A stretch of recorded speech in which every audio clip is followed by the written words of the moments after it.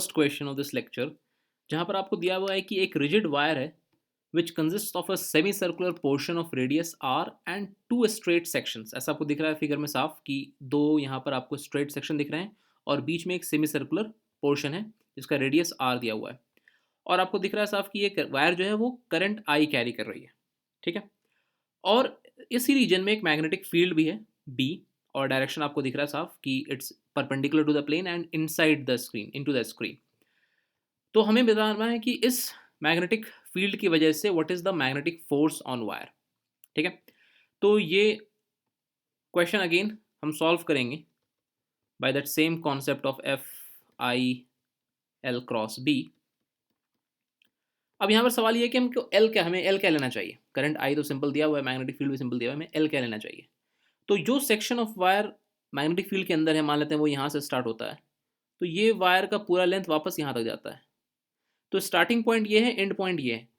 तो हमने क्या सीखा था कि इफेक्टिव लेंथ हमारे लिए वही होगा जो समझिए एक line joining from starting from initial point going till final point. तो ये जो लाइन होगी, इस लाइन का जो टोटल लेंथ होगा हमारे लिए, वही हमारे लिए इफेक्टिव लेंथ हो जाएगा। तो इस लाइन का टोटल लेंथ क्या है हमारे लिए, ये जो डायमीटर है इस सर्कुलर पार्ट का, यानी कि 2r। तो हमारे लिए स्क्वायर का effective length that will be simply 2r। तो फोर्स क्या हो जाएगा, फोर्स हो जाएगा आई 2r। डायरेक्शन क्या लिया जाएगा इस इफेक्टिव लेंथ का, चूंकि करंट इसी डायरेक्शन में फ्लो कर रहा है तो डायरेक्शन लिया जाएगा i cap cross B. B obviously अंदर की तरफ है तो बी हो जाएगा हमारे पास माइनस ऑफ के कैप। तो मैग्नीट्यूड वाइज हो जाएगा ये 2 आई आर बी। ठीक है।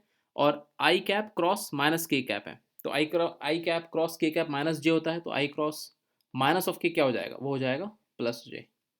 तो ये हो गया हमारे पास net magnetic force acting on this cross section wire.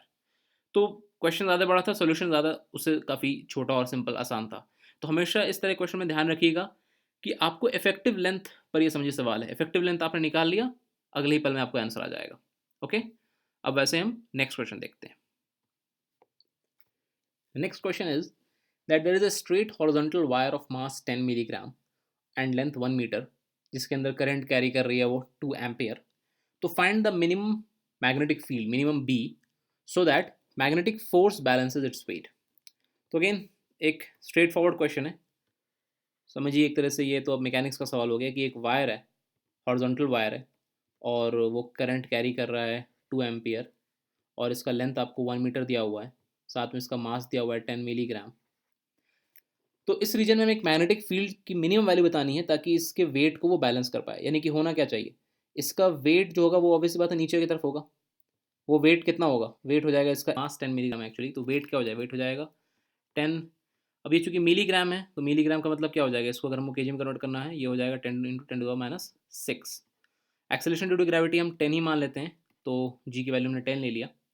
तो ये सिंपली क्या हो जाएगा, ये सिंपली हो जाएगा 10⁻⁴ न्यूटन। यानी कि मैग्नेटिक फोर्स की वैल्यू भी एग्जैक्टली इतनी होनी चाहिए, तभी तो ये बैलेंस कर पाएगा।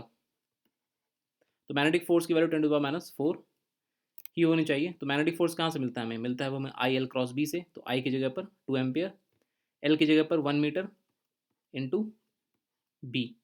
तो फिलहाल अगर हमें जस्ट मैग्नीट्यूड ही पूछ रहा है तो मैग्नीट्यूड बी क्या हो जाएगा, मैग्नीट्यूड बी हो जाएगा 10⁻⁴ डिवाइड बाई 2, तो इतना टेस्ला।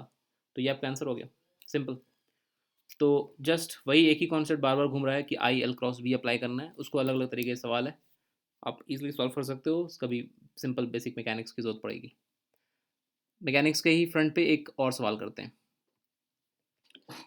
इस सवाल में हमारे पास पूछा जा रहा है कि find minimum B in space, यानी कि minimum magnetic field in the space in order to slide wire of length L. ये जो वायर दिख रही है आपको रेड मार्क से, उस एक वायर है जिसका कि लेंथ एल दिया हुआ है। तो उस वायर को स्लाइड करने के लिए कितना मिनिमम मैग्नेटिक फील्ड चाहिए on rails with separation D. ये दो रेल्स यहाँ पर हैं जिनके बीच का सेपरेशन जो है वो डी दिया हुआ है, और साथ में आपसे ये भी कहा जा रहा है कि wire is carrying current I.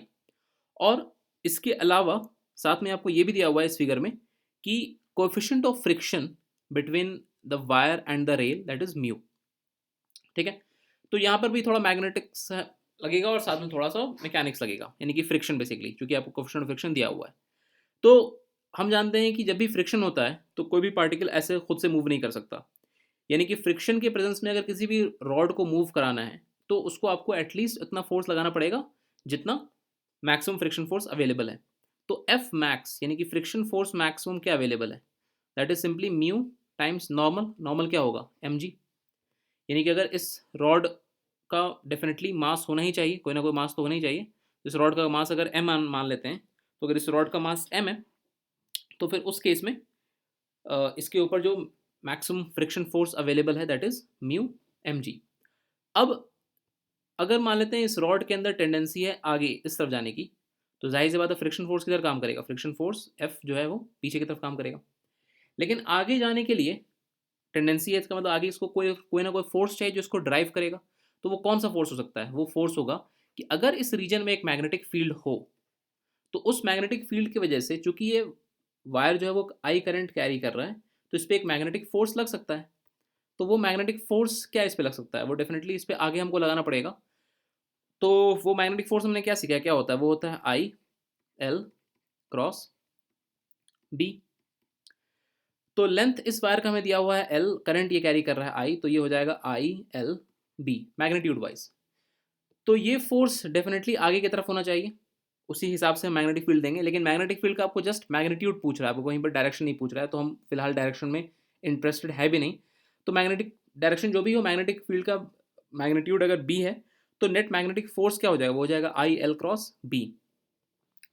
तो that is the driving force for this rod to move forward. अब इसके ऊपर मैग्नेटिक इसके ऊपर जो मैक्सिमम फ्रिक्शन अवेलेबल है that is mu M G. यानी कि मिनिमम मैग्नेटिक फील्ड क्या होना चाहिए, वो ऐसा कुछ होना चाहिए कि ये आई एल बी जो हो वो इस म्यू एम जी के बराबर होना चाहिए। तो वहाँ से आपको बी क्या आ जाएगा, वहाँ से बी आपको आ जाएगा mu M G divide by I L. तो सिंपल है, तो मैग्नेटिक फील्ड इतनी होनी चाहिए mu M G by I L, ताकि ये जो वायर है वो इस रेल पर स्लाइड कर पाए। तो ऐसे ही इजीली इजीली क्वेश्चन हम सॉल्व कर सकते हैं, जो मैकेनिक्स के कॉन्सेप्ट को भी थोड़ा अप्लाई करेंगे और थोड़ा मैग्नेटिज्म भी रहेगा। एक और क्वेश्चन देखते हैं।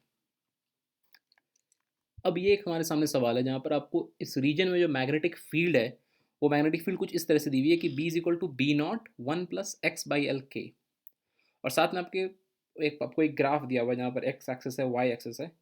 वहाँ पर एक ब्लू रंग से एक स्क्वायर लूप बना हुआ है, जो square loop current I carry कर रहा है। तो इस रीजन में जैसे हम एक्स एक्सेस के अलॉन्ग मूव करेंगे तो हमें दिख रहा है कि मैग्नेटिक फील्ड जो है वो एक्स एक्सेस पर डिपेंड कर रही है, यानी कि मैग्नेटिक फील्ड स्पेस के साथ वेरी कर रही है। ठीक है। और ये साथ में आपको एक लूप दिया हुआ है जो कि ऑब्वियसली एक स्क्वायर लूप है, जिसके साइड लेंथ एल दिए हुए हैं, और उसे कुछ इस तरह प्लेस किया गया है कि वो एक्स और वाई एक्सिस के साथ उसका एक एक साइड पैरेलल है और स्टार्ट हो रहा है वो ऑरिजिन से। तो अब हमें बताना है कि what is the magnitude of magnetic force on the loop. अब इस सवाल में अगेन हम डायरेक्टली एक बार में सॉल्व नहीं कर सकते हैं डायरेक्ट फॉर्मूला लगा करके, क्योंकि मैग्नेटिक फील्ड हमारी वेरी कर रही है। तो अब हमें थोड़ा यहाँ पर कॉमन सेंस लगाना चाहिए कि हम इस सवाल को सॉल्व करें तो कैसे करें। तो यहाँ पर अगर हम एक छोटा सा एलिमेंट पिक कर लेते हैं, तो एलिमेंट अगर एक यहाँ पर हम एक पिक करें यहाँ पर, तो इस पॉइंट पर कुछ ना कुछ मैग्नेटिक फील्ड होगी। इसके ठीक नीचे भी अगर हम देखें तो यहाँ से लेकर के यहाँ तक का एक एलिमेंट अगर हम पिक कर लें, तो इस पॉइंट पर भी ये दोनों पॉइंट एक दूसरे के ठीक नीचे हैं। तो यहाँ दोनों पॉइंट के लिए एक्स की वैल्यू क्या है, सेम है। तो मैग्नेटिक फील्ड इन दोनों पॉइंट पर क्या होगी, सेम होगी। ठीक है। तो मैग्नेटिक फील्ड बेसिकली इस लाइन के लॉन्ग ऐसे वेरी कर रही है। तो अब हमको देखना है कि करंट इसमें सेम है। तो अगर स्टार्ट करें अगर हम, तो यहाँ पर तो हर जगह वेरी कर रही है मैग्नेटिक फील्ड, तो बेहतर है ये है कि हम उस वायर से स्टार्ट करें जहाँ पर मैग्नेटिक फील्ड कांस्टेंट है। तो पहली वायर हमारी कौन सी हो सकती है, ये हो सकती है हमारी पहली वायर, और ये एक दूसरी वायर हो सकती है। क्योंकि इस पूरे वायर पे मैग्नेटिक फील्ड कांस्टेंट है, इस पूरे वायर पे मैग्नेटिक फील्ड कांस्टेंट है। तो इस पहली वाली वायर को हम मान लेते हैं कि let's say this wire is a. तो हम निकालते हैं फोर्स ऑन वायर ए। तो फोर्स ऑन वायर ए क्या हो जाएगा, आई हमें लेंथ पता है आई, एल उसका क्या ले जाएगा, एल हो जाएगा साइड लेंथ एल। डायरेक्शन क्या होगा एल का, एल का डायरेक्शन होगा जे कैप, क्योंकि करंट यहाँ पर ऐसे जा रही है ऊपर की तरफ क्रॉस मैग्नेटिक फील्ड। तो ये पॉइंट क्या है, ये जो पहली वायर है वहाँ पर एक्स की वैल्यू क्या है, एक्स की वैल्यू जीरो है। यानी कि यहाँ पर हम एक्स की वैल्यू जीरो पुट कर देंगे। जब हम यहाँ पर एक्स की वैल्यू जीरो पुट करेंगे तो B at X equal to zero क्या हो जाएगा B not one plus zero, यानी कि सिंपली बी नॉट के। तो यहाँ पर आ जाएगा वैल्यू बी नॉट के, तो ये बन जाएगा I L B not J cross K क्या हो जाएगा, जे क्रॉस के होता है आई कैप। तो फोर्स ऑन वायर ए ये हो गया। वैसे हम यहाँ पर निकाल सकते हैं फोर्स ऑन वायर बी। तो फोर्स ऑन वायर बी के लिए क्या करेंगे हम, सेम वही आई एल क्या लेंगे। अब यहाँ पर करंट चूंकि ऐसी होगी नीचे की तरफ होगी, तो एल हमारा हो जाएगा direction wise minus J cross. अब हमें बी निकालना है at X is equal to, यहाँ पर बी एक्स की वैल्यू क्या है, यहाँ पर एक्स की वैल्यू है बेसिकली एल, चूंकि एल लेंथ आगे जाने पर निकाला है हमने निकाला, तो एक्स की वैल्यू यहाँ पर है एल। तो B is at X equal to L, तो ये हो जाएगा बी नॉट 1 प्लस एक्स के हम एल पुट करेंगे तो एल बाई एल, ये क्या हो जाएगा 1, यानी कि 1 + 1 2, ये हो जाएगा twice of B not K cap. ठीक है, तो यहाँ पर बी की जगह पर हम पुट करेंगे अब twice of B not K cap, तो ये हो जाएगा magnitude wise 2IL B not और माइनस जे क्रॉस के, तो माइनस जे क्रॉस के क्या हो जाएगा, वो हो जाएगा माइनस आई। फाइन, तो अब force on wire A force on wire B हमें निकल गया। अब जरा हम इस देखें, ये वायर सी है और इसे देखें ये वायर डी है। तो इस वायर सी पर फोर्स निकालने के लिए हम क्या कर सकते हैं, हमें इंटीग्रेट करना पड़ेगा। ठीक है, तो फोर्स ऑन वायर सी अगर हमें निकालना है तो force on wire C, so that will be like कि अगर हम यहाँ पर एक छोटे से एलिमेंट को पिक करें, पहले उस एलिमेंट पर फोर्स निकाल लें, तो एक छोटे से एलिमेंट को हम पिक करते हैं, ये जो मैंने यहाँ पर पॉइंट लिया, तो लेट से यहाँ से लेकर के यहाँ तक एक छोटा सा एलिमेंट हम पिक करते हैं, इस एलिमेंट का हम लेंथ ले लेते हैं dl, तो ये हो जाएगा आई dl, करंट का डायरेक्शन क्या है, आगे की तरफ है, तो आई dl ये हो जाएगा आई कैप क्रॉस। अब ये जो एलिमेंट है, ये एलिमेंट इस पॉइंट से कितने डिस्टेंस पर है, मान लेते हैं ये एलिमेंट स्टार्टिंग पॉइंट से x डिस्टेंस पर है, तो अब हमें निकालना पड़ेगा कि x डिस्टेंस पर मैग्नेटिक फील्ड की वैल्यू क्या है। तो मैग्नेटिक फील्ड की वैल्यू x डिस्टेंस में कितनी हमें पता है, वो हो जाएगा B not 1 + x by L, तो cross B not 1 + x by L के कैप। तो यहाँ से हमें मिलेगा एक एक्सप्रेशन, और डी एल को हम चाहें तो डी एक्स भी लिख सकते हैं, तो ये हो जाएगा I D X I cap, D X इसलिए कर रहा हूँ ताकि एक ही वेरिएबल रहे, B not 1 + x by L के कैप। तो यहाँ से अगेन क्रॉस मल्टीप्लाई कर सकते हैं हम, तो आई कैप क्रॉस के कैप, आई क्रॉस के क्या होगा, आई क्रॉस के देगा हमको माइनस जे, तो ये मिल जाएगा हमें I D x B not 1 + x by L minus j. अब फिलहाल हम इसको इतनी मेहनत करके आगे सॉल्व करने के पहले एक बार ज़रा ये सोच लें कि हो सकता है कि ये इस वायर पर जो फोर्स काम कर रही है एग्जैक्टली उतनी ही फोर्स इस वायर पर भी काम कर रही हो, क्योंकि इस फिगर क्या है, फिगर के हिसाब से दोनों सिमेट्रिक हैं, हर पॉइंट यहाँ पर जो है कॉरस्पॉन्डिंग कोई ना कोई पॉइंट यहाँ पर है, यहाँ पर भी अगर हम कोई पॉइंट लेंगे उसकी कॉरस्पॉन्डिंग ठीक नीचे उसके कोई ना कोई पॉइंट यहाँ पर है, तो मैग्नीट्यूड ऑफ फोर्स दोनों पे क्या होगा, दोनों पे सेम होगा।